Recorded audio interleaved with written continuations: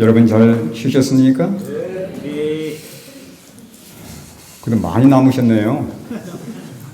네. 남은 자만 돈으로 아주 많은 분들이 남으셨습니다. 저는 한 3, 40분 정도 남을 줄 알았는데 보니까 아주 많이 남으셨네요. 하나님의 은혜가 오늘도 우리 모두에게 함께 하시길 간절히 바랍니다. 여러분, 그 화이트부인이 1888년에 대한 기별을 언급하면서 1888년에 믿음으로 말미암는 의의 기별을 거절하는 것은 2000년 전에 유대인들이 예수를 거절한 것과 똑같은 것으로 그렇게 말씀을 하겠습니다. 이 기별에는 생명이 들어있어요. 이 기별에는 우리를 예수님처럼 닮게 하는 놀라운 능력이 포함되어 있습니다. 이 기별은 마지막 때 우리로 하여금 하나님의 기별을 힘껏 외치게 하는 늦은 비에 놀라운 능력이 포함되어 있는 기별이에요. 그래서 사단은 할 수만 있으면 이 기별을 거절하도록 여러 가지 방해를 제공할 것입니다. 또 이 기별의 특성을 올바로 이해하지 못하도록 하기 위해서 분명히 거짓 가르침을 가져올 것입니다. 이 마지막 때 정말 우리에게 영적 분별력이 필요합니다. 우리가 매 순간 예수님과 깊은 사랑의 관계를 맺고 산다면 하나님께서 우리에게 무엇이 옳고 그른지에 대한 분명한 가르침과 깨달음을 줄 것입니다. 매 순간 우리가 하나님 앞에 굴복하고 그분께만 연결된 그러한 믿음의 생애를 사실 수 있게 되길 간절히 바랍니다. 여러분, 하늘에서 사단이 도전한 것 크게 두 가지였습니다. 첫 번째는 예수님의 위치에 대해서 반대했어요. 사단의 공격 목표는 예수 그리스도였습니다. 왜 예수님만 그 삼위 하나님의 모임 속에 들어가야 되냐 이거예요. 사단이 공격했던 목표는 예수 그리스도였어요. 예수님을 그렇게 시기하고 질투했습니다. 두 번째는 뭐였습니까? 하나님의 법이었습니다. 이게 역사의 마지막까지 진행되는 거예요. 어쨌든 사람들로 하여금 예수 그리스도를 보지 못하게 만드는 것입니다. 그래서 우리 교회에서 나오는 사람들 보면 뭔가 처음에는 뭐 잘 시작했다가 나중에 자기가 뭐가 돼요? 예수가 돼요. 예수가 돼요. 사단이 그렇게 이끌어가는 겁니다. 그래서 예수님에 대해서 오해하게 만들고 예수님을 올바로 보지 못하게 만드는 것이에요. 뿐만 아니라 하나님의 계명을 깨뜨리기 위해서 얼마나 치열한 노력을 하는지 모릅니다. 근데 이게 언제 회복이 됩니까? 마지막 하나님 백성들이 예수의 회복이 되는 거예요. 그렇지 않습니까? 하나님의 계명과 예수의 믿음을 가진 자들, 이게 여기에 포함되어 있어요. 셋째 천사의 기별 속에 1888년의 믿음의 의의 가르침 속에 포함되어 있는 것입니다. 하나님께서 이 아름다운 가르침을 우리에게 보내셔서 예수 그리스도를 온전히 우리 마음속에 받아들이게 하고 또 그분의 품성을 반사하게 만들고 하나님의 율법을 온전히 높이게 만드셨어요.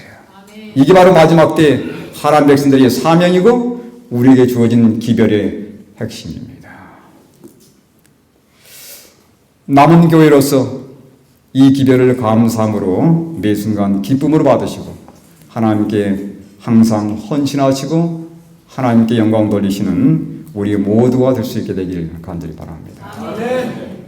화이트부인은 시대의 소망 이런 말씀을 하셨습니다. 이 세상에 얻은 것은 무엇 때문이라고 그랬어요? 하나님의 품성에 대한 오해 때문이라고 그랬습니다. 하나님의 품성을 올바로 이해하지 못하기 때문에 교회가 어두워지고 세상이 어두워지는 것이에요.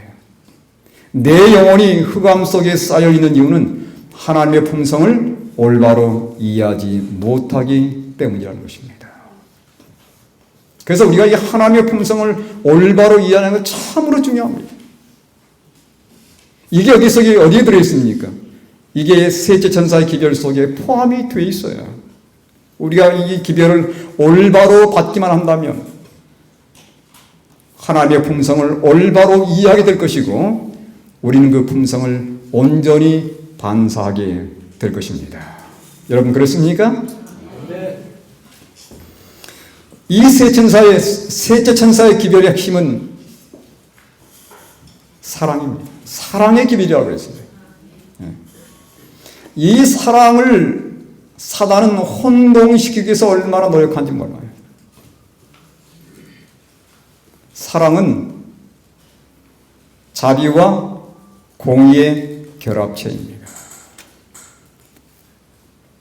화해분이 사랑에 대해서 얘기하면서 사랑은 두 면이 있다고 말씀하셨어요. 그건 자비와 공의입니다. 이 하나님의 사랑을 내 마음속에 깨닫게 되면 우리는 그분에게 매 순간 이끌려가는 경험을 하게 될 것입니다. 뿐만 아니라 뭘 미워하게 되어 있어요? 죄를 진실로 미워하게 되어 있어요.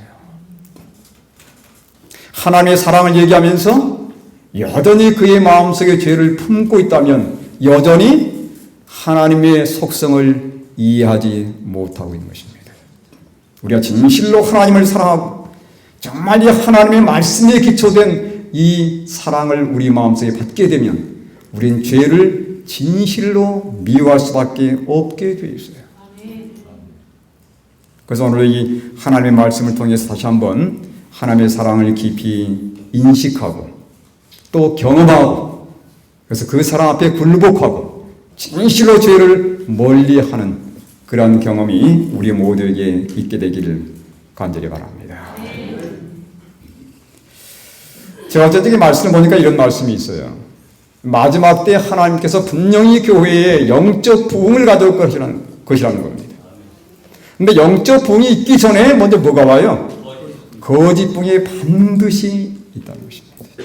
그래서 많은 사람들이 거기에 휩쓸려 갈 것이라고 했어요.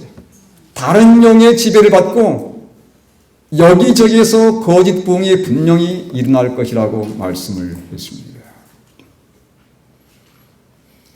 거짓 부흥을 일으키는 사람들 보면 그 사람이 초점이에요.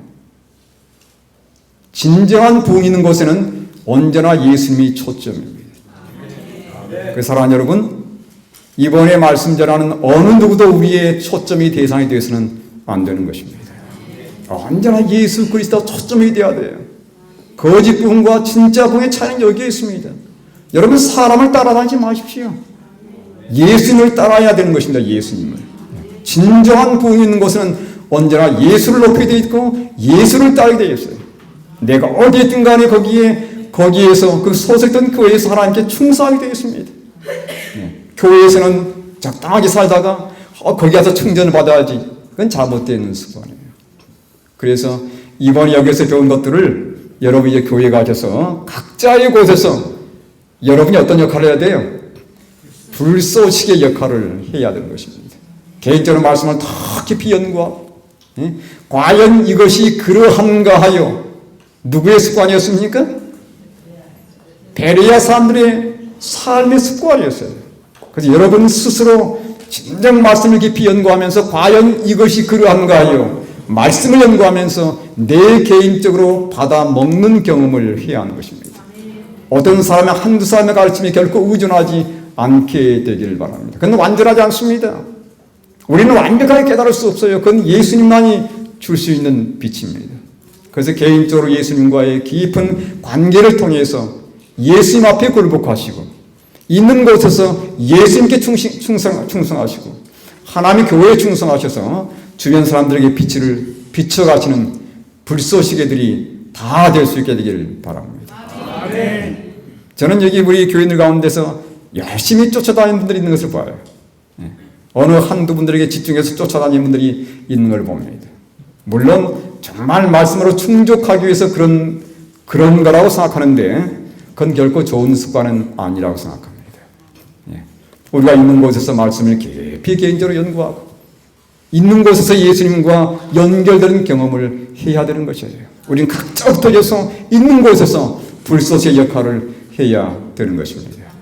저희들이 어제 우리 아침에 우리 최 집사님께서 말씀하셨지만 함께 저희들이 협력회에서 우리 지역마다 다니면서 정말 불쏘시의 역할을 할 수 있도록 함께 도문 역할을 하려고 계획 중에 있습니다.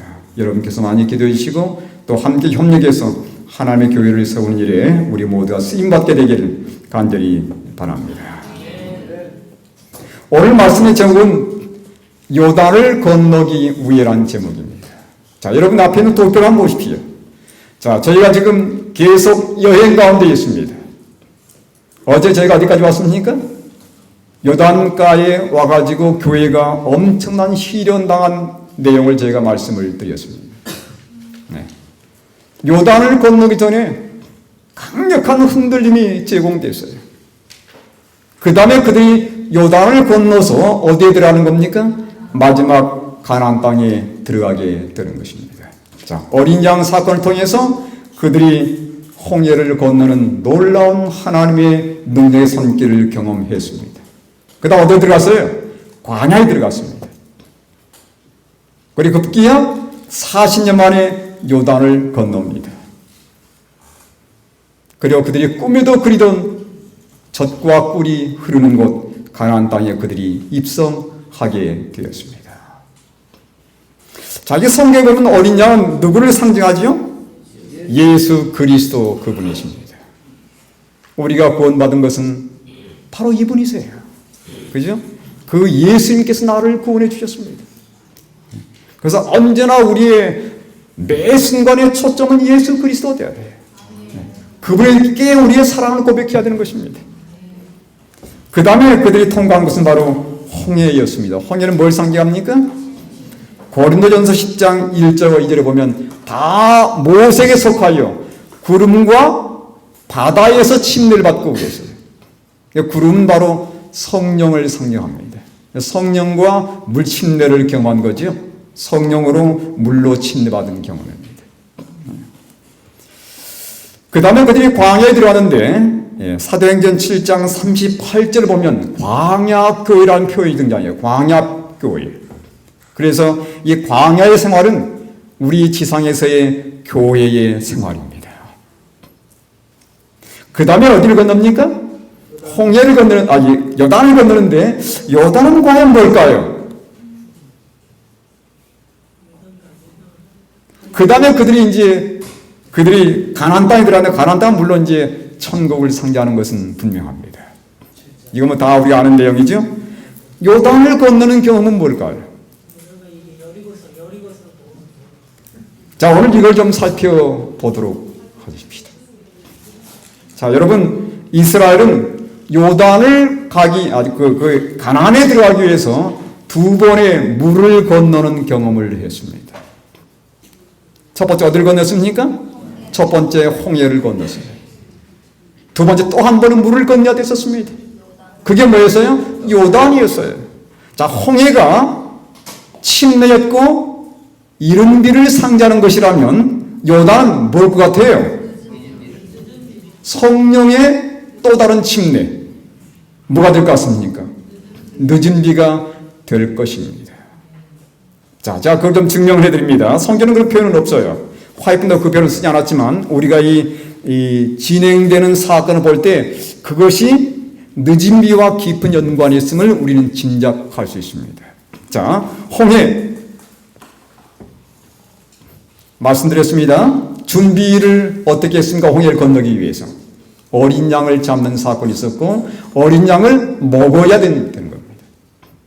그건 개인적으로 예수님을 받아들이는 경험이에요. 예수를 먹는 경험, 내 삶 속에 예수님을 받아들이고 모셔드리는 경험입니다. 요단을 건너기 위해서는 어떤 준비를 했습니까? 여기 여호수아 3장 5절에 보니까 성결케 하라. 성결케 하라.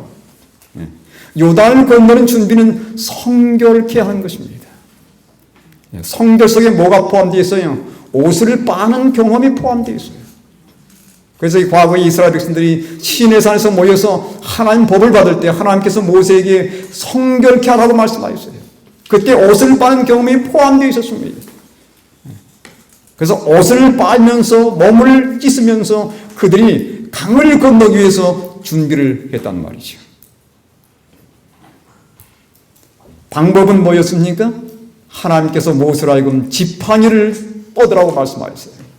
그래서 하나님께서 모세의 지팡이에 능력을 더하시고 결국은 그것은 하나님의 능력의 손을 상징하는 것입니다. 하나님께서 놀라운 이적이에요. 여러분, 이 거듭남, 침례로 인한 거듭남의 경험은 재창조의 경험입니다. 그죠? 하나님께서 다시 한번 내 마음속에 놀라운 창조의 능력을 발휘하는 것이에요. 어둡고 빛이 없던 완전히 혼돈된 내 마음속에 하나님이 놀라운 창조의 질서가 있게 하는 것이 바로 거듭남의 경험입니다. 하나님이 전적인 능력이에요. 이건 사람이 죽었다 깨어나도 못하는 겁니다. 이건 하나님만 할 수 있는 것이에요. 이 요단강을 건널 때는 방법이 달랐습니다. 누가 먼저 거기에 있었습니까? 제사장들이 뭘 메고요? 법궤를 메고 요단가에 딱 발이 닿자마자 물이 갈라졌어요. 법궤가 먼저 앞섰다는 사실을 기억하시기 바랍니다. 그래서 이 법궤를 가진 백성이 어디를 건널 수 있다는 얘기예요? 요단을 건널 수 있단 말이에요. 이게 바로 늦은 비의 경험입니다.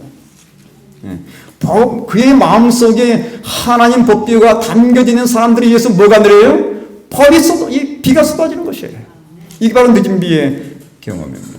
상징은 홍해는 바로 말씀드린 것처럼 침례와 이른비를 상징하는 것이고, 요단은 바로 마지막 때에 우리에게 지금도 내리고 있고 마지막 때에 전체적으로 내리게 될 늦은 비를 상징하는 것입니다. 그래서 1888년 이후에 언제든지 개인적으로 예수를 만나고 그분의 의의를 경험한 자들에게 뭐가 된다고 그랬어요? 이미 늦은 비가 내리고 있는 것입니다.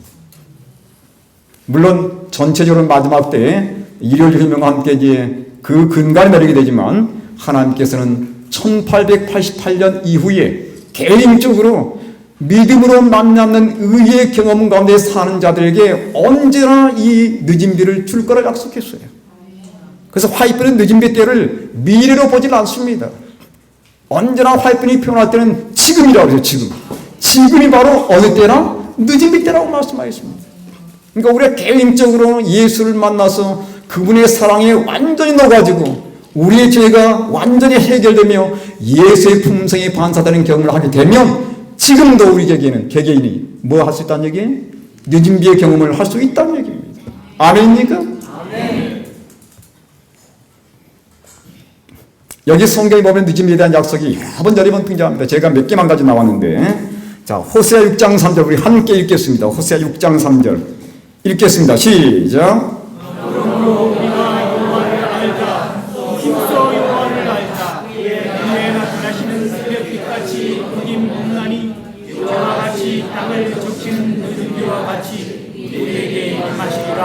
호세아의 기별입니다. 하나님을 알지 않은 것이에요. 하나님을 아는 자들에게 뭐가 내린다는 것입니까? 늦은 비가 내린다는 사실입니다. 하나님을 알아야 돼요.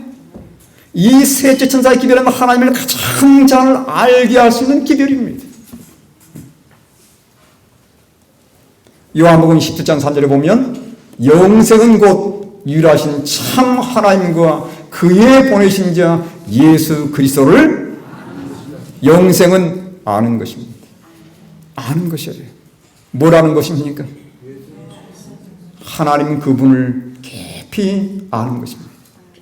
내 몸속 뼈속 깊이까지 하나님을 아는 경험, 이건 체험적인 지식이에요. 그죠? 이러한 알을 가진 자들에게 하나님께서 뭘 부으시겠다고요? 하나님께서 늦은 비를 폭포처럼 붓겠다고 약속하신 것이에요. 성경에 아는 것은 두 가지 알미 있습니다. 여러분, 제가 여기 기록하진 않았지만 사무엘상 2장 12절의 말씀을 보시기 바랍니다. 사무엘상 2장 12절, 거기에 안다는 표현이 나타나 있어요. 사무엘상 2장 12절. 자, 한번 읽어보시기 바랍니다. 사무엘상 2장 12절입니다.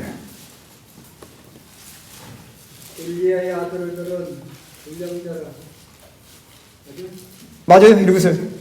엘리의 아들들은 불량자라 여호와를 알지 아니하더라. 예, 엘리의 아들들은 뭐라? 불량자라. 그 다음요. 여호와를 알지 아니하더라. 그랬어요. 여러분, 엘리의 아들들이 누굽니까? 제사장이에요. 제사장이에요. 그들은 성경에 대한 지식을 갖고 있는 사람일까요? 없는 사람일까요? 성경 지식을 갖고 있는 사람들입니다. 예. 그들은 어릴 때부터 교육받은 사람이에요. 제사장이 되기 위해서. 다시 말하면 성경 시험을 본다면 아마 언제나 그들이 탑이었을 것입니다. 근데 성경 뭐라고 말씀하고 있어요? 여호와를 알지 아니하더라 말씀합니다. 그 말은 무슨 말이에요? 그들은 머리로만 하나님을 알고 있었지 정말 경험적으로, 화이트분이 많이 쓰는 단어가 그거예요. 경험적으로 아는 것이에요. 체험적으로 아는 경험은 그들이 하지를 못한 것입니다. 여러분, 경험적으로 알지 못하는 지식은 죽은 지식이에요. 그건 우리 삶 속에 아무런 작용을 주지 못합니다. 그건 결코 우리가 생명을 공급하지 못하는 것이에요. 우리가 하나님을 아는 것은 어떻게 아는 것입니까? 시편 34편 8절 어떻게 알라? 너희는 여호와의 선하심을 어떻게 알라? 맛보아하는 것이에요. 맛보아하는 것이에요. 예? 정말 그분과의 깊은 사랑의 관계를 통해서 맛보아하는 경험을 할 때 이 지식이 내게 생명을 주는 지식이 되는 것입니다. 그래서 여기 호세아 6장 3절에 말씀하는 여호와를 알자, 힘써 여호와를 알자, 이 말씀은 하나님을 알되 어떻게 알자는 것이에요? 맛을 보아 알라는 말이에요. 맛을 보아 알라는 말이에요. 예? 여러분이 사과 맛이 쓴맛인지 신맛인지 단맛인지 맛보야 제대로 평가할 수 있는 것입니다. 예. 아무리 우리가 거듭으로 평가를 못하는 것이에요. 들어가서 씹어 먹으면서 맛을 보아야 하는 것이에요. 하나님을 진정으로 맛보아 알게 되면 우리는 그 사랑에 굴복하지 않을 수 없습니다. 그 사랑에 이끌려서 뭐가 이루어진다고 그랬어요? 회개가 이루어지고 자복이 이루어지고 그분과 매 순간 동행하는 동행의 삶이 이루어지는 것입니다. 사랑하는 여러분, 하나님을 알도록 하십시다. 하나님 잘 모르겠어요. 하나님 도와주세요. 우리가 말씀을 배우고 주님 앞에 조용히 나가서 무릎 꿇고 하나님께 도움을 청하면 여러분 성령이 교사합니다. 그죠? 요한복음 16장 13절에 보니 성령께서 다 기억나게 해준다고 그랬어요. 성령께서 깨닫게 해준다고 말씀하셨습니다. 예수님께서 떠나시고 성령께서 우리에게 교사로 오셔서 가르쳐 주신 거예요. 사람에게 가르침 받으려고 하지 마시고 정말 하나님께 내 맡기고 하나님의 가르침 받으려고 노력하시기 바랍니다. 두 번째, 우리가 늦은 비를 받게 되는 비결은 시온의 자녀들아 너희는 너희 하나님 여호와로 말미암아 기뻐하며 즐거워할지어다. 그가 너희를 위하여 뭘 내리시되 비를 내리시되 이른 비를 너희에게 적당하게 주시리니 이른 비와 늦은 비가 예전과 같을 것이다. 제가 여기 빨간 글로 이른 비에 표시를 내놨고 적당하게 표시를 내놨어요. 여러분, 히브리어는 이 한 말 속에 두 가지 의미가 포함되어 있습니다. 여기 이른 비란 말에 그 히브리어 원어는 뭐냐면 교사란 말이에요. 교사. 선생이라면 선생. 적당하게 그 말은 의라는 말입니다. 의. 믿음으로 말하면 의할 때 의란 말이에요. 다시 말하면 우리가 하나님을 진정으로 기뻐하며 믿음으로 그분을 받아들이기 원할 때 성령께서 뭘 보내세요? 의의 교사로 다가오시는 것이에요. 예. 그분이 의의 교사로 다가오실 때 뭐가 내리는 거예요? 이른 비와 늦은 비가 내린다는 것입니다. 그분께서 내 안에 들어오셔야 되는 것입니다. 그분이 내 전체를 차지해야 되는 것이에요. 그래야 할 때 이른 비와 늦은 비가 풍성하게 우리에게 주어진다고 약속하셨습니다. 여러분, 하나님 약속은 변함이 있습니까? 결코 변함이 없습니다. 다만 시간이 빠르고 늦을 뿐이에요. 그 약속은 반드시 이루어질 것입니다. 이 약속을 믿음으로 받아들이고 이 약속을 하나님의 사랑에 언약으로 받아들인 사람들에게 반드시 약속은 성취가 된다는 사실을 기억할 수 있게 되길 바랍니다. 자, 먼저 늦은 비를 받기까지 몇 가지 우리 준비사항이 있는데 첫 번째는 이른 비의 경험입니다. 홍해를 건너야 요단을 건널 수 있어요. 그렇죠? 먼저 요단을 건너서 가나안에 들어가는 경우는 없습니다. 그죠? 예. 먼저 홍해를 건넌 다음에 그 다음에 요단을 건너서 가나안 땅에 들어가게 되었습니다. 자, 여기 보니 사도행전 3장 19절에 참 귀한 말씀을 이렇게 주셨습니다. 저는 이 말씀을 사랑합니다. 그러므로 너희가 회개하고 돌이켜 너희 죄 없이 함을 받으라. 이같이 하면 새롭게 되는 날이 주 앞으로부터 이룰 것이요. 또 주께서 너희를 위하여 예정하신 누구를 보내요? 그리스도 곧 예수를 보내시리니 그랬어요. 19절 20절의 말씀입니다. 19절 20절이 빼졌네요. 절수로 여기다 집어넣으시기 바랍니다. 자, 여기 새롭게 되는 때, 옛날 성경은 유쾌하게 되는 때라고 그랬어요. 옛날 성경에는, 우리 개역 성경에는 그렇게 되어 있습니다. 화이프는 이 말씀을 늦은 비로 그렇게 말씀하셨어요. 자, 늦은 비를 받기까지 어쩌면 이게 순서입니다. 순서. 늦은 비를 받으면 그 다음에 누가 오셔요? 마지막 이루어지는 것은 예수님의 재림입니다. 그러니까 예수님 재림 전에 반드시 어떤 경험이 있어야 된다는 얘기입니까? 늦은 경험이 있어야 된다는 얘기예요. 이게 요단을 건너는 경험입니다. 그런데 늦은 비의 경험을 받기까지 준비의 과정을 보시기 바랍니다. 첫 번째 뭐라고 그랬어요? 뭐하고? 회개하고입니다. 회개하고예요. 두 번째는요? 돌이키는 겁니다. 세 번째는 죄 없이 함을 받는 경우입니다. 회개하고 우리가 예수님의 그 사랑에 이끌려서 십자가로 말미암아 우리의 죄를 회개하는 경우, 제가 여러 번 얘기했지만 하나님의 사랑이 우리를 이끌어서 회개하게 만드신 것이에요. 하나님의 인자하심이 너를 인도하여 회개케 하심을 알지 못하느냐 그랬습니다. 로마서 2장 4절에. 그분의 사랑을 발견하게 되면, 그분의 사랑과 만나게 되면 사랑이 우리를 쫙 이끌어가세요. 십자가로 우리를 이끌어갑니다. 거기서 엄청난 하나님의 사랑의 크기를 보게 만들어요. 내 죄가 얼마나 큰지를 거기서 동시에 보게 만드는 겁니다. 나도 모르게 하나님 앞에 굴복하면서 그 사랑으로 말미암아 뭐가 이루어져요? 나의 죄를 고백하고 자백하게 되는 것입니다. 하나님께서 우리를 회개하게 이끌어 주시는 것이에요.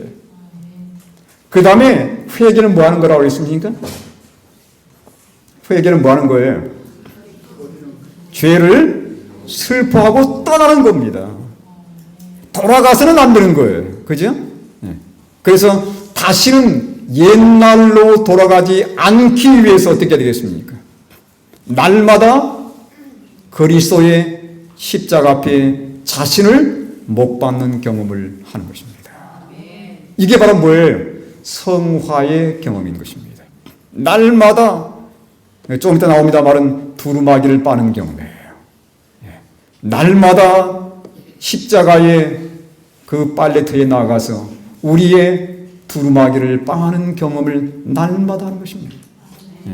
예수님께서 오실 때까지 우리는 예수로 말미암아 구원받고 용서받았지만 그 예수님께서 오실 때까지 제어해야 할 뭐가 있어요? 우리 속에는 자아가 있어요.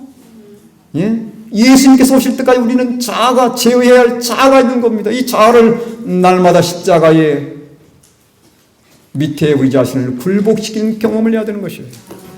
이게 바로 성화의 경험입니다. 다시 돌아가지 않는 것이에요. 다시 옛날로 돌아가지 않는 겁니다. 그리고 내 죄 없이 함을 받으라. 죄가 완전히 정결케 되고 심지어 어느 단계까지? 완전히 도말되는 그 단계까지. 우리 죄가 완전히 예수로 말미암아 제거되고 정말 도말되는 그 지경까지 나아갈 때, 물론 조사심판 결과를 통해서 우리 모든 죄는 도말되는 것은 사실입니다. 정말 죄를 미워하고 뇌죄를 완전히 도말되는 그 직전까지 나아갈 때 하나님께서 우리에게 뭘 부어주시는 겁니까? 늦은 비를 우리에게 부어주시는 것입니다. 그래서 결국은 예수의 재림을 앞당기는 것이에요. 자, 여러분 그 다락방의 경험을 제가 좀 말씀드리겠습니다. 자, 이른비가 바로 초대 다락방의 역사였는데 사도행전 1장 13절로 14절 말씀을 한번 펴서 보시기 바랍니다. 사도행전 1장 13절 14절의 말씀입니다. 자, 제가 읽겠습니다. 사도행전 1장 13절부터 있는 말씀을 제가 읽겠습니다. 여러분 들으십시오. 들어가 그들이 유하는 다락방으로 올라가니 베드로, 요한, 야고보, 안드레와 빌립, 도마와 바돌로메, 마테와 및 알페오의 아들 야고보, 셀로딘 시몬, 야고보의 아들 유다가 다 거기 있어. 14절 여자들과 예수의 어머니 마리아와 예수의 아우들과 더불어 마음을 같이하여 오로지 마음을 같이하여 오로지 기도에 힘쓰더라. 초대교회의 다락방의 모습입니다. 그들이 모여서 뭐 했어요? 예수는 승천하셨습니다. 예수는 승천하시고 오순절까지 며칠 기간이 남아있었습니까?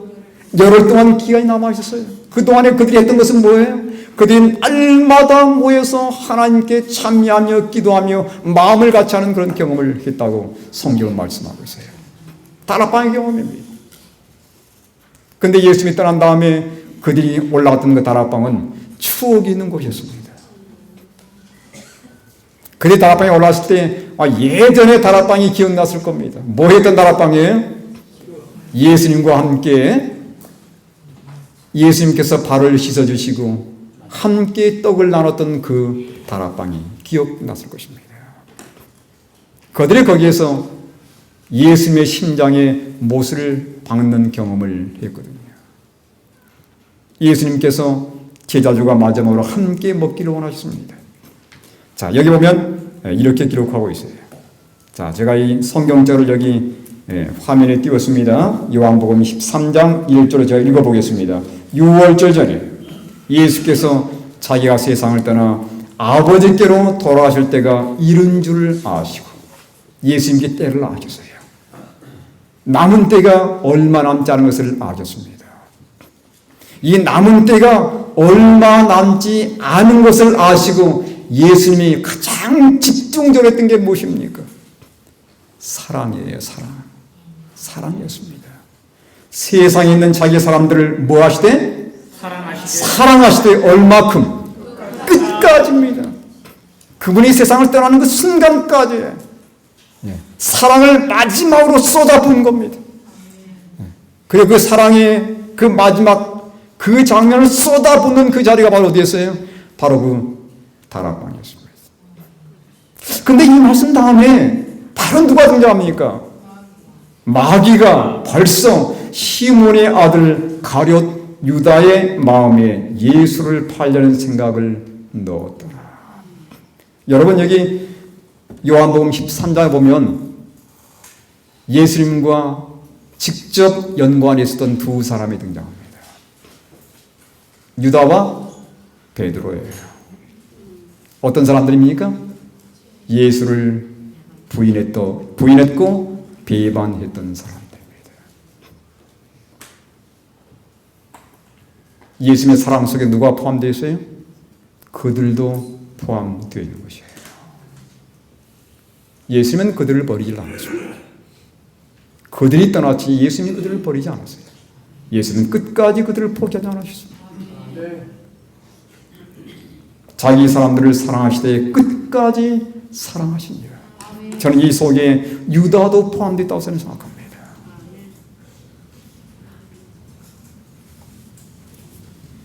그날 다락방에 올라왔을 때 모든 건 다 준비되어 있었어요. 딱 한 가지 준비되지 않은 게 있었습니다. 그게 뭐였습니까? 발을 씻어주어야 할 종만 준비가 되지 않았어요.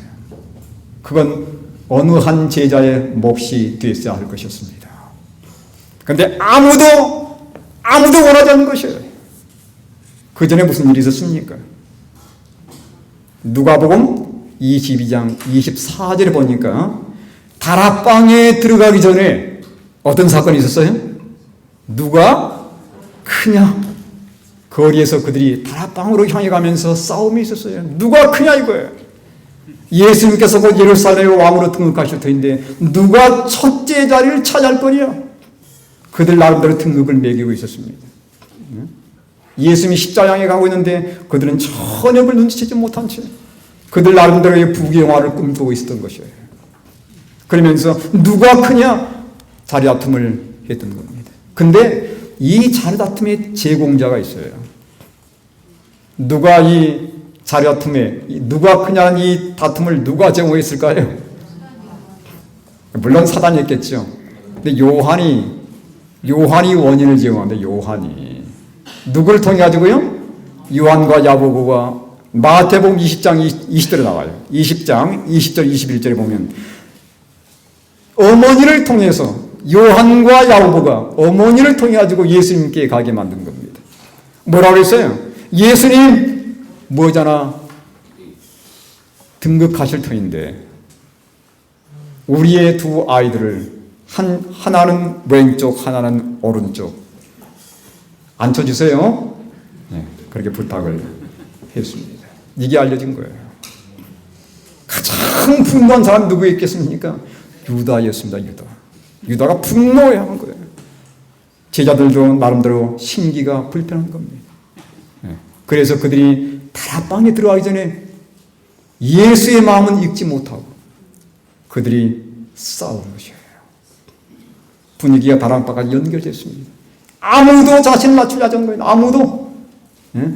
누가 다른 사람보다 낮아져서 팔을 씻기려고 하겠습니까? 그런 분위기 때문에 더더욱이 못하는 겁니다. 예수님께서 아셨습니까? 전혀 꾸짖지 않으셨어요. 그게 우리 예수님이십니다. 예? 전혀 꾸짖지 않으시고 그분께서 옷을 조용히 벗으셨어요. 예수님께서 다락방에 들어갔다 앉자마자 그 옆에 제자들이 앉기 시작했습니다. 지금 누가 크냐의 다툼이기 때문에 예수님 옆에 빨리 자리를 차지하고 앉아야 돼요. 그래서 누가 예수님 가장 높은 자리에 앉았습니까? 예수님 다음에 예수님 오른쪽이에요, 왼쪽이에요? 여러분 시대의 소망에 보면 예수님 왼쪽이 제일 높은 자리였습니다. 왼쪽이었어요. 그 자리를 누가 차지했습니까? 유다였습니다. 시대의 소망 643쪽 보시기 바랍니다. 유다는 왼편으로 그리스도의 다음 자리를 헤치고 들어갔습니다. 두 자리는 남았습니다. 누가 차지했겠어요? 그 야망이 있었던 요한이 차지한 것이에요. 자, 여러분 그림을 보시면 이렇게 되어 있습니다.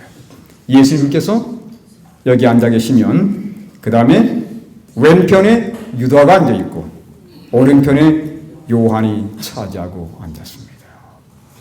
여러분 그 당시에 이 손만찬 자리는 어떤 분은 뭐 이렇게 이제 그 사각 테이블이라고도 말하기도 하지만 그 당시에 주로 원형 테이블이 많이 사용됐어요. 원형 테이블이었습니다. 네. 그래서 예수님께서 자리에 앉자마자 다 그렇게 둘러앉았습니다. 여러분 그 당시 사람들이 먹을 때 자세를 한번 보세요. 비스듬히 누워서 먹습니다. 왼팔로 이렇게 턱을 개고 네, 오른 다리는 뻗고 이렇게 비스듬히 누워서 먹어요. 이렇게 먹다 보니까 요한의 머리가 어디에 가닿냐면 예수님 가슴팍에 가닿아 있는 것입니다. 예수님 머리는 어디가 있겠습니까? 유다의 가슴팍에 가 있어요. 예수님께서 마지막 호소하는 것입니다. 유다야, 너 마음속에 내가 들어가기를 원해. 예수님께서 무언의 메시지를 주는 것입니다. 유다야, 너 마음의 계획을 내가 알아. 내가 정말 내 마음속에 들어가기를 원해. 그날 예수님께서 그분의 머리를 유다의 가슴팍에 가다 꼈 거예요. 유다는 그걸 뿌리셨습니다. 마지막 교회에서요. 사랑하는 여러분, 우리의 가슴팍에 당신의 얼굴을 파묻으시는 예수님을 보시고 내 마음속에 들어오기 원하셔서, 그분께서 내 마음속에 들어오기 원하셔서 호소하시는 장면을 보시기 바랍니다. 이게 유다의 모습이 나의 모습이에요. 죄 가운데 헤매는 나를 찾아오셔서 내 가슴팍에 그분의 얼굴을 파묻으시고 너 마음속에 들어가기 원하신다는 예수님의 처절한 호소를 보시기 바랍니다. 오랜 지금까지 그 예수님을 거절해 왔습니다. 예수님이 지금도 내 가슴팍에 녹화하지 않습니까?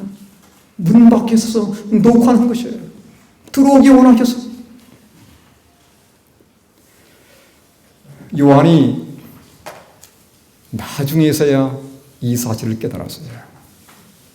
예수님께서 얼마나 우리를 사랑하셨고 자기를 배반하는 그 제자를 얼마나 끝까지 사랑하신지를 나중에서야 이 다락방의 경험을 되새기면서 깊이 깨달은 것입니다. 그래서 자기에 대해서 얘기를 할 때 뭐라 불러요? 자기 이름을 내걸질 않아요. 요한복음에는 요한 자기의 이름은 없습니다. 언제나 자기를 칭할 때는 뭐라고 칭했습니까? 이렇게 칭을 했습니다.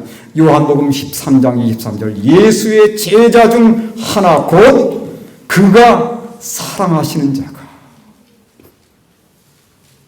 예수의 제자 중 곧 하나 그가 사랑하시는 자. 그는 영원히 이 사랑을 그의 가슴 속에 담고 싶었던 거예요. 가장 가까이 요한은 그의 얼굴을 예수님의 가슴팍에 파묻으면서 영원토록 그 예수님의 가슴 속에 자신이 남아있기를 소원한 것입니다. 그래서 그의 자신을 뭐라고 칭했어요? 예, 그가 사랑하시는 자. 이 표현은 여기부터 등장합니다. 여기부터 등장해요.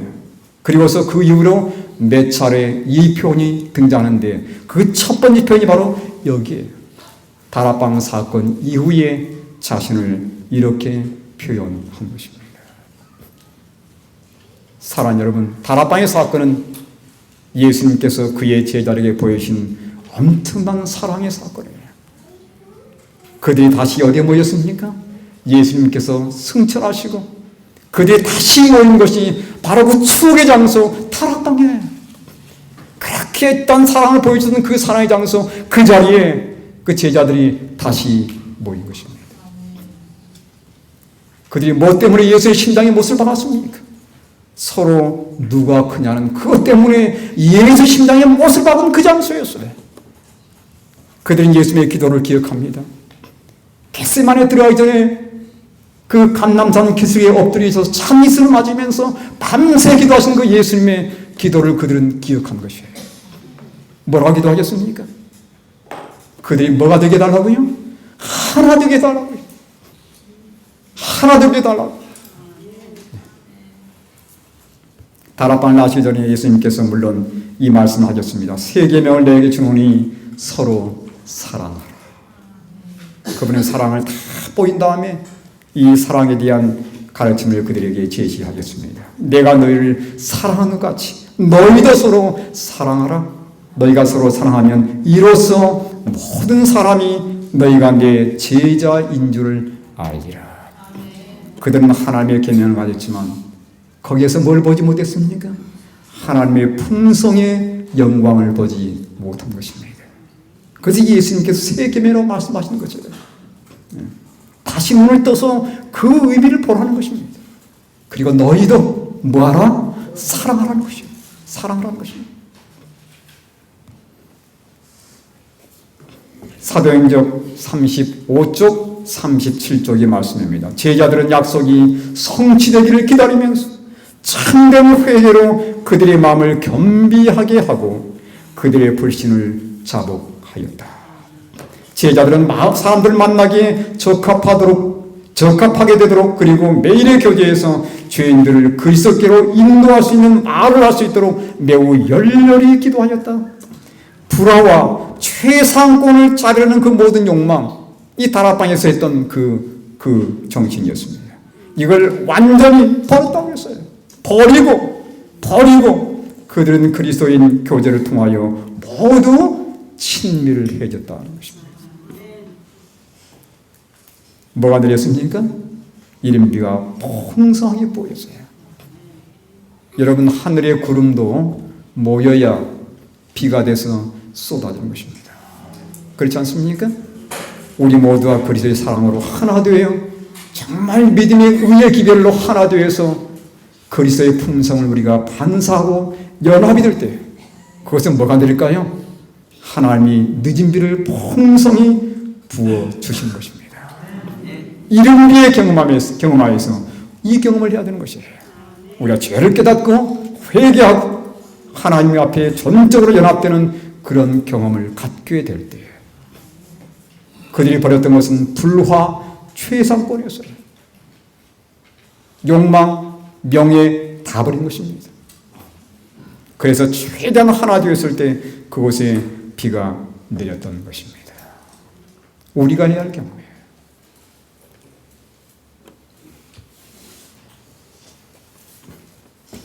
두 번째로 우리가 해야 할 경험은 옷을 빨아다 그러지 않습니까? 그들이 성결함을 준비할 때 요단을 건널 수 있었다고 그랬습니다. 계시록 22장 14절에 자기 두루마기를 빠는 자들은 복이 있으니 이는 그들이 생명나무에 나가며 문들을 통하여 성에 들어갈 권세를 받으려 함이로다. 날마다 그리스도의 십자가 앞에 그들의 두루마기를 빠는 경우. 여러분, 그 계시록 7장에 보면 환난을 통과한 자들이 나타납니다. 아주 큰 환난을 통과한 자들인데 그들이 어떻게 환난을 통과할 수 있었어요? 어린 양의 피에 씻음 받은 자들이라고 그랬습니다. 그들의 두루마기를 날마다 어린 양의 십자가 앞에 씻음 받는 경험을 한 자들, 그들이 최후의 환난을 통과한 자들이라고 말씀을 하고 있어요. 우리가 날마다 예수님의 십자가 앞에 나가서 우리의 마음의 옷을 빠는 경험, 참으로 중요합니다. 성결의 경험이에요. 이 경험을 한 자들이 요단을 건너는 늦은 비를 받는 경험을 할 것이라고 말씀하고 있습니다. 데살로니가전서 5장 23절, 평강의 하나님이 친히 너희를 온전히 거룩하게 하시고 또 너희의 혼과 몸이 우리 주 예수 그리스도께서 강림하실 때에 흠 없게 보존되기를 원하노라. 저는 예전에 이 말씀 보면서도 내가 이렇게 해야 되는데, 내가 이렇게 해야 되는데 하면서 내가 뭔가 해보려고 했었습니다. 근데 너무도 표준이 높은 거예요. 날마다 넘어지는 제 모습을 보면서 나중에 실망돼가지고 아예 이게 보이기 싫은 거예요. 이게 보기가 싫어요. 실망되니까. 근데 제가 이 말씀을 놓치고 있었습니다. 평강의 하나님이 친히 너희를 온전히 거룩하게 하시고,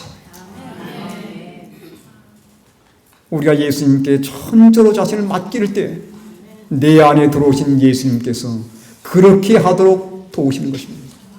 그분이 이루어주신 것이에요. 이루시는 그분을 우리는 마음속에 받아들이고 그분을 위해서 우리는 이 모든 것들을 완벽하게 이룰 수 있는 경험을 갖게 되는 것입니다. 내가 한 게 아니에요. 예수님께서 해주신 것입니다.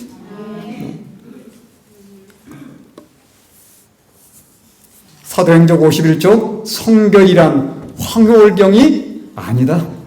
그것은 하나님의 뜻에 대한 완전한 복종이요 하나님 입에서 나오는 모든 말씀으로 사는 것이요 하늘 아버지의 뜻을 행하는 것이요 빛 가운데처럼 희련과 어두움 중에서도 하나님을 신뢰하는 것이요 보는 대로 행하는 것이 아니라 믿음으로 행하는 것이요 절대적인 확신을 가지고 하나님을 의지하고 그분의 사랑을 신뢰하는 것이다. 하나님과 완전히 하나 되는 경험 아닙니까? 날마다 하나님과 동행하는 경험 아닙니까? 우리가 날마다 자신을 예수님께 내놓고 예수님, 자포기도 힘든 우리 힘으로 하기 정말 힘들어요. 이거 안 됩니다. 우리 자신 십자가에 매거는 것 실제로 우리가 우리 자신을 십자가에 못 겁니다. 자, 내가 한 손에 망치 들고 어떻게 내 한쪽에 못을 박습니까? 한쪽은 누가 박아줘요? 우리 스스로는 결코 우리 자신을 십자가에 못 겁니다. 누군가 걸어주셔야 돼요. 그분이 누굽니까? 바로 우리 예수님이세요. 그러니까 우리는 버리는 것조차도 못하는 겁니다. 버리는 것조차도 예수님께서 도와주셔야 되는 거예요.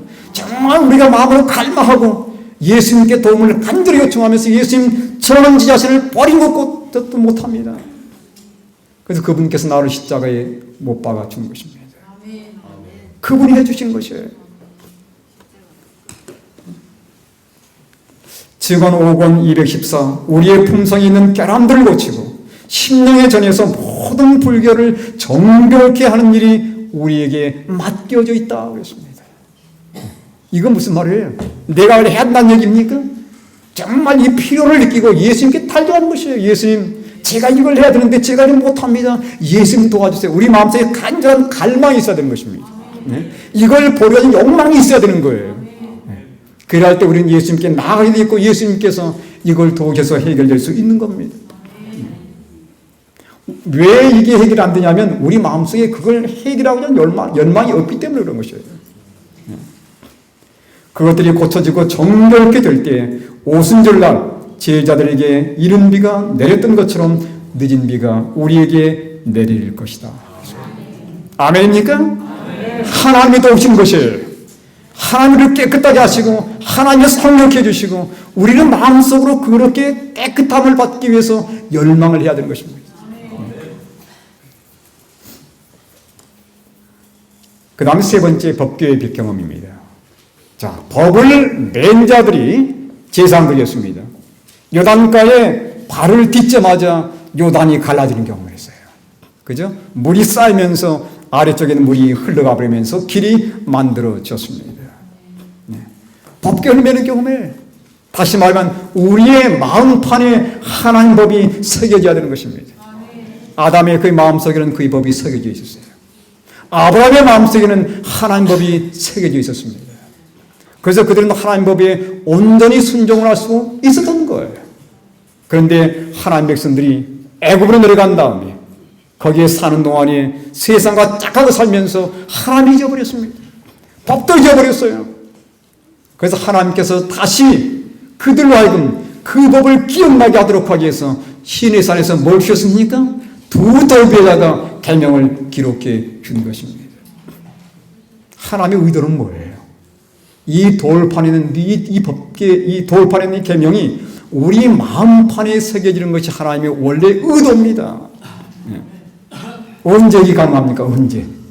예수님께 나아갈 때 돌판에 있는 이 계명이 내 마음으로 옮겨와지는 것이에요. 예수님께 나아갈 때만 가능한 것입니다. 그래서 갈라디아 3장 19절에 뭐라고 했어요? 천사의 손을 빌어 중보자의 손을 빌어 성경 말씀 읽어보겠습니다. 여기. 그렇죠. 자, 그런즉 율법은 무엇이냐? 본법함으로 더하여 준 것이라. 천사들을 통하여 한 중보자의 손으로 베푸신 것인데 언제까지? 약속하신 자손이 오시기까지 있을 것이라. 존 스와와그는 이것을 가리키면서 이것은 바로 의문의 율법만이 아니고 십계명까지 포함된다고 말씀을 했습니다. 다시 말하면 하나님의 십계명 이게 벌써 더해지는 거예요. 실은 이게 우리 마음판에 와닿도록 하는 것이 하나님의 의도였습니다. 근데 우리가 예수를 만나기까지는 돌판에 있는 것이 그대로 남아있는 것이에요. 그 돌판에 있는 계명이 언제 우리 마음으로 옮겨오는 것입니까? 예수를 만날 때 옮겨오는 것이에요. 예수님이 내 마음속에 들어오시면 내 마음 돌판에 있는 그 계명이 내 마음판으로 옮겨온다는 의미에서 뭐라고 했습니까? 약속하신 자손이 오시기까지 있을 것이라는 표현이 된 것입니다. 그 돌판에 있는 계명이 내 마음판에 옮겨와줘야 돼요. 내 마음판의 계명이 새겨져야 되는 것입니다. 그리할 때 내 삶과 예수님의 말씀의 계명의 삶이 일치하는 삶을 살게 되는 것이에요. 이게 바로 완전 아니겠습니까? 여기 에스겔 36장 26, 27절 또 새 영을 너희 속에 두고 새 마음을 너희에게 주되 너희 육신에서 굳은 마음을 제거하고 부드러운 마음을 줄 것이며 또 내 영을 너희 속에 두어 너로 내 율례를 행하게 하리니 너희가 내 규례를 지켜 행할지라. 하나님께서 예수를 만나 하나님 영이 내 안에 들어오실 때 그 영을 통해서 내 마음판에 뭘 새기는 거예요? 그분의 돌비를 새겨주는 것입니다. 계명을 내 마음판에 새겨주는 것이에요. 그래서 계명을 지킬 수 있게 하신다는 말씀입니다. 예수님께서 뭐라고 그러시냐면 내가 나를 사랑하면 내 계명을 우리는 이것을 일요일 교인들 만날 때 많이 써먹어요. 근데 실은 이게 정말 중요한 가르침입니다. 사랑을 만나면 계명이 가능해요. 정말 내 마음속에 하나님의 사랑이 들어올 때만이 계명 준수는 가능해진다는 말씀입니다. 여러분 하나님의 계명은 사랑 아닙니까? 그건 하나님의 품성의 사본입니다. 그죠? 하나님은 사랑이에요. 그 사랑을 잘 기록해 놓은 게 바로 십계명이고 성령께서 내 안에 들어오셔서 그 법을 내 마음의 판에 새겨줄 때 우리는 우리의 입술과 우리의 삶을 통해서 사랑이 번져나오게 되어 있는 것입니다.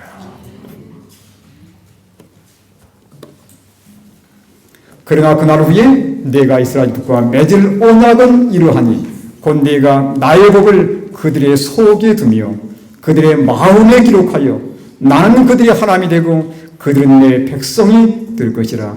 여호와의 말씀이니라. 하나님께서 어디에 기록하세요? 우리의 마음판에 기록해 주세요. 더 이상 돌배 있지 않고 우리의 마음판에 기록해 주신 것입니다. 이게 바로 새 언약 하에서의 우리의 삶입니다. 그 계명이 내 마음판에 와 기록되어 있는 것이에요. 너희는 우리로 말미암아 나타난 그리스도의 편지니 이는 먹으로 쓴 것이 아니에요. 편지, 그리스도의 편지 뭐겠습니까? 하나님의 품성입니다. 그죠? 이 품성, 계명이에요. 이것이 바로 우리의 마음판에 기록되어 있는데 먹으로 쓴 게 아니라고 그랬습니다. 뭘로 썼어요? 하나님의 영으로 썼어요. 돌판에 쓴 게 아니고 우리 육의 마음판에 썼다고 그랬습니다. 여러분 이 경험이 우리 모두에게 있게 되길 간절히 바랍니다. 이 하나님 계명이 내 마음판에 기록되어야 됩니다. 어떻게 가능합니까? 예수를 믿게 될 때, 그분의 사랑을 내 마음속에 받아들이게 될 때, 이 사랑이 내 뼛속까지 파고 들어가야 돼요. 그죠? 이게 바로 예수의 사랑을 맛보아 아는 경험입니다. 그럴 때 이 계명이 내 안에 온전히 기록되면서 우리의 삶으로 예수님의 품성이 반사되고 비쳐 나가게 되는 것입니다. 마지막으로 성령을 간구하는 것입니다. 성령을 간구하는 자들에게 주어질 것이라고 약속하셨어요. 너희가 갈지라도 좋은 것을 자식에게 줄 알거든 하물며 너희 하늘아버지께서 구하는 자에게 성령을 주시지 않겠느냐 하시니라. 그 저는 아침마다 저녁마다 꼭 제가 잠자다 꼭 한 번씩 깨날 때가 있어요. 어쨌든 뭐 2시에 일어나기도 하고 때로는 뭐 요즘은 잠이 자꾸 없어집니다. 이 희한해요. 잠을 좀 많이 자야 되는데. 근데 잠을 자고 이렇게 일어나면 번뜩 떠오르는 게 하나님의 사랑. 그리고 떠오르는 말씀이 하나님이여 내 속에 정한 마음을 창조하시고 내 안에 정직한 영을 새롭게 하소서. 이 말씀이 저도 모르게 자동으로 튀어나와요.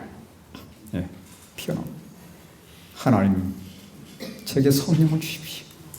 제 마음을 다시 창조해 주시고 언제나 제 마음이 주님 앞에 정결한 마음 되게 해주십시오. 성령을 성령을 간구하는 자들에게 주님께서 분명히 줄 거라 약속을 하셨어요. 여기 마지막 사건들 188쪽입니다. 교회에 주어질 성령의 강림이 장래에 있을 것으로 기대되고 있으나 교회가 지금 그 은혜를 받는 것이 특권이다. 성령의 강림을 위하여 구하고 그것을 받기 위하여 기도하고 그것이 있을 것을 믿으라. 우리는 그것을 소유해야 한다. 그리고 하늘은 그것을 주려고 기다리고 있다. 초대교회들은 모여서 간절히 기도했습니다. 하나님, 이 성령의 능력 없이는 저희들이 아무것도 없었습니다. 저희들에게 성령의 능력을 주십시오. 사랑하는 여러분, 성령을 간구하시기 바랍니다. 하나님의 놀라운 사랑과 더불어서 그 사랑의 바람을 타고 우리 안에 들어오시는 성령 하나님의 능력을 날마다 간구하시기 바랍니다. 하나님 제게도 성령으로 부어주십시오. 저도 하나님의 말씀대로 살고 싶습니다. 제 마음속에 성령을 통해서 당신의 법을 기록해 주십시오. 마가복음 14장 38절을 보면 예수님이 이렇게 얘기했어요. 시험에 들지 않게 깨어 있어 기도하라. 마음에는 원이로되 육신은 우리는 참 기도를 많이 해야 됩니다. 이 하나님의 사랑을 깨닫게 되면요, 기도하게 돼 있어요. 그분과 사랑의 기도를 나누고 싶어서 나도 모르게 기도를 하고 싶은 마음이 마음속에 사무칩니다. 그런데 우리가 일반적으로 많은 분들이 기도가 중요하다는 건 압니다. 그죠? 마음에는 원이에요. 근데 육신은 안 따라하는 겁니다. 네. 지난번에 우리 그 허집사님이 그 얘기했지 않습니까? 마약에 대한 얘기 했잖아요. 마음은 원해요. 근데 마음은 정말 이걸 끊기 원해요. 근데 내 몸이 원해요. 똑같은 것입니다. 우리 마음은 기도가 정말 중요함을 깨닫고 알고 있지만 왜 우리는 무릎 꿇어지지 않는 것입니까? 육신이 약한 것입니다. 그래서 예수님께 기도를 할 수 있도록 도와달라고 기도를 해야 돼요. 여러분 그런 기도 한번 해보셨습니까? 주님, 제가 자주 기도할 수 있도록 도와주십시오. 더 많이 기도하도록 도와주십시오. 됩니다. 됩니다.